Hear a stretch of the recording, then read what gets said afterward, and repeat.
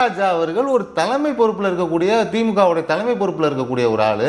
ஆனால் அவர் இவ்வளோ ஒரு கேவலமாக ஒரு ட்வீட்டு போடுறது ரொம்பவே என்னடா இவங்களாம் சமூக நீதிலாம் இவங்களாம் பேசலாமா இனிமே? இவங்களாம் சமூக நீதியே பேசக்கூடாதுன்றேன். சமூக நீதியை பேசக்கூடாது அவங்க. ஆனால் அந்த உதயநிதி அவர்கள்லாம் வந்து மாமன்னன் போன்ற படங்கள்லாம் எடுக்கிறாரு, சமூக நீதிலாம் பேசுகிறாரு, சனாதனத்தை ஒழிப்பென்லாம் சொல்கிறாரு, மக்களை பிரிக்கிற சனாதனத்தை ஒழிப்போம்னு சொல்கிறாரு. ஆனால் அவங்களோட நடவடிக்கையில் எதுவுமே அப்படி இல்லையே.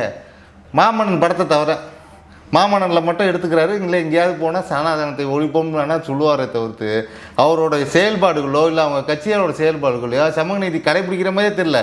ஆனால் இன்று முதலமைச்சராக இருக்கக்கூடிய ஜோசப் விஜய் அவர்கள் இதை நன்கு புரிந்து வச்சு அவங்களுக்கு ஆட்சியில் அவங்களுக்கு அவங்க பங்கு கொடுத்துருக்காங்க.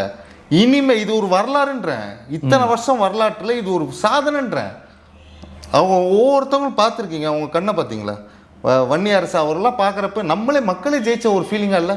வன்னியரசு அவர் அமைச்சரவையில் உட்கார்றப்ப நம்ம ஜெயிச்சதா ஒரு ஃபீலிங்காக இல்லை? கண்டிப்பாக. ஐஎம்எல்ல வந்து அமைச்சரவை வந்ததுக்கப்புறம் ஒவ்வொருத்தவங்க முகத்தை பாருங்க.